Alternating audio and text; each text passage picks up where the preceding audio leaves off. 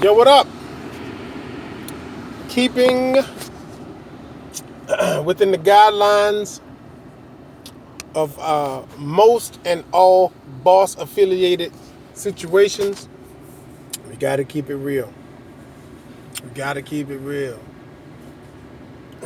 And I read something that somebody said in regards to how you may see them, and they may be putting on a happy face, or they may look like they're okay, they may look like they're pleasant or happy, or whatever, but inside they're feeling different. Inside they may be going through turmoil. Inside they may be going through some type of dysfunctional situation.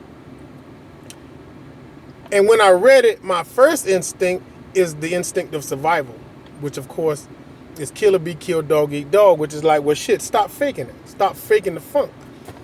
On social media or on some type of display, when you're supposed to be presented in a certain way, you might do that. You might feel the need to do that. But over and above, how you expect anybody to come at you with any type of advice about what's really going on with you, or advise you the type of help they got when they were going through certain situations, when you don't let them know that you're currently going through the same situation? It's very distracting. It's elusive. And I imagine it can be pretty damn right lonely, because you're not coming real enough for anybody to do anything more than smile in your face because you smiling in there, talking with you because you talking to them, saying everything's all right because you saying everything all right. Well, you ain't coming real, so why you expect anything real in return?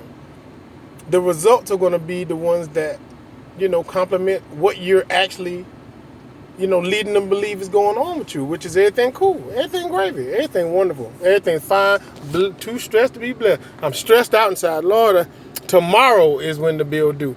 You walk around here grinning.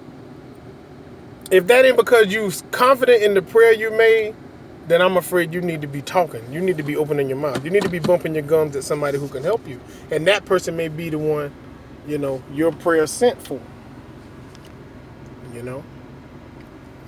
Who hadn't seen or who hadn't heard of the analogy where the person, of course it's a story, so it's story based, but the person is stranded because they're in an open water, they're in open waters, and their prayers go to God for help.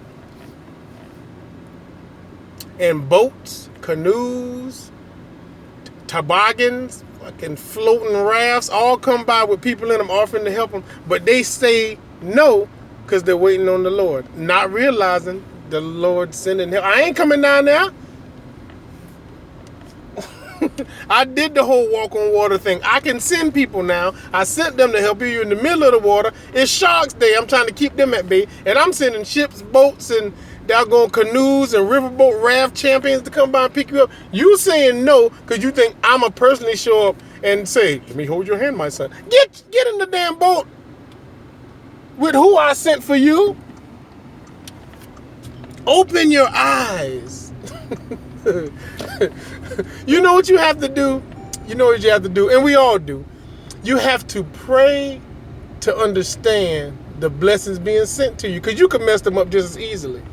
Maybe not as easy as being about to drown and somebody coming to offer you help, but at least you don't know how to embrace what it is, and you're being sent. You genuinely pray to God. He genuinely sends you a blessing. Yes, you should equally be able to take full advantage of that blessing. So pray to be able to see it, then pray to be able to do with it what you intend. Absolutely. There's nothing wrong with that. There's nothing wrong with that. That's a big dog. This dog. He could run and knock this. Anyway. Yes, I'm afraid you do. You have to be, not that there's anything wrong with it. As a matter of fact, you should want to do that. You should want to pray to be receptive of your blessings. Pray to stay out of your own way, because your own thinking will get you misplaced where you should be standing in place, and then you miss something that was intended for you. And and then here I come by, Jeep cruising, and I'm like, I'm blowing the horn, throwing you the deuces. And you know, you just missed everything I got for yourself in the way you were supposed to get it. Because you wasn't ready. You wasn't ready. You were not ready. You know? Pray for the things that you believe would help further your life and better your life and better your relationship with God. Then pray to be able to receive it properly. You know? What if you prayed for money and money came in a case that you could see the money inside, but you don't have access to it? Didn't I give you what you want? Yes, I believe God has a great sense of humor, and sometimes you get the things and it come in the form that he gave it to you in, only to let you know you ain't prayed for it the right way. But here it is. I don't want you to think I didn't hear you, but here it is. But it ain't the way you probably would have preferred it. You know what I'm saying? Pray for a lockbox with $1 million in it that you can see through Teflon glass, but you ain't got no key. And you can't turn it in.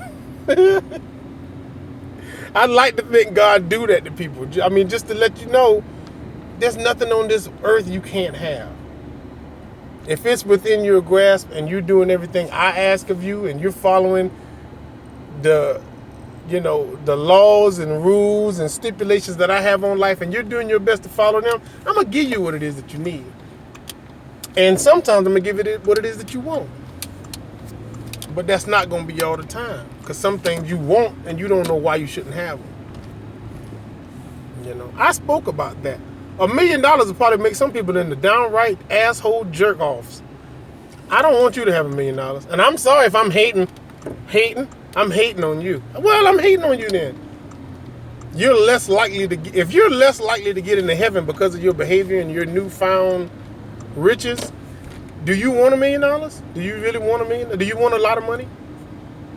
Would you like to be financially in a great surplus? More money than you even need if it changes who you might be in the end when God comes for you? I can't answer for you. I can't answer for none of this. I'd like to think you'd be like, I don't want money that bad. I don't want to be financially well off that bad to sacrifice my true inheritance. I would like to think most people would say that, but I don't know these days. I don't know these days, cuz I really, really don't. You know? If you were prominent in your job and you could pay all your bills, you know, your next paycheck is just going to keep you ahead, but you ain't hurting for it, then you're good. You still enjoy life, but you still feel a responsibility to your job, to your kids. You don't want no opportunity wasted because you don't have it like that. And that makes you the better person.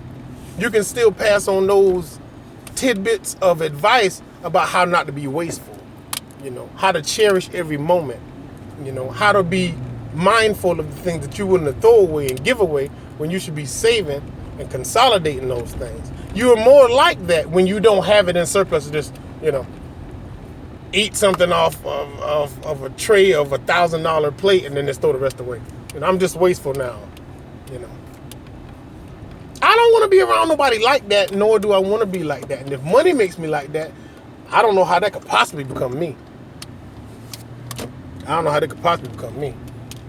You can ask any of my kids right now. I used to look on their plate when they say they finish eating and be like, you want to get us another shot, player? You want to run this one back one more time? Let me get it back. Yeah. You want to take another shot at that? Not necessarily put the plate up and make them come back and eat it like mama and them used to make us eat food we didn't want. But if that's what you asked for or you fixed your own plate, that's your food. You want to give it another crack? You want to get some more of that rice off of that? You want to try to put a little more of this away? Because I know you'll be back to eat later. We ain't so bad off that you have to eat stuff you don't want, but if that's what you asked for, or that's the food you fixed, or you saw how much I fixed you and I asked you, was that enough or too much? I intend for you to eat that. You want to get that another crack there, player? You know what I'm saying? You want to bust that down a little bit more? Before Tatiana, I was telling them, you want to bust that down a little bit better? Get a little bit more off of there and I eat the rest of it, you know what I'm saying? Because I wouldn't fix my plate.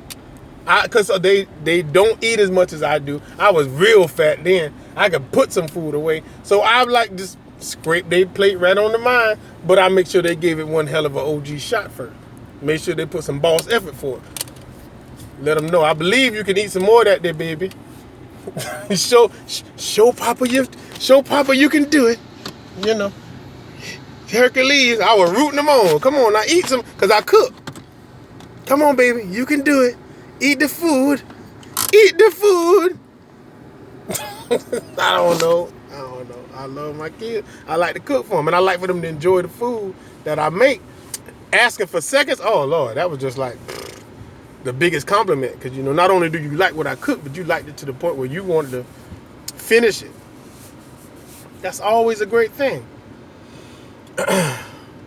And which moves me on to topic B, which is the most meaningful one, and that's the reason why I'm saying it last, because it's the most meaningful. And it's a great friend of mine said something that I wasn't used to hearing a lot early on in life, but it's just worth emphasizing now. When it comes to your family, you don't have a choice. Okay? You can treat people as family. You can behave as if they're family. You can call them the names of kinfolk. You can, you know, overlook your own brother to treat another person like a brother. But the truth of the matter is, your family is your family. And anybody who is in the role of being a supportive member of your family, you should care tremendously for them. There are people who are abandoned, people who have never known family, never sat at a table of loved ones, never broke bread with familiar faces at every holiday, event, personal, you know, family reunions, you know what I'm saying? Never had people to celebrate those things in life that you consider to be a big deal. Some people have never had that.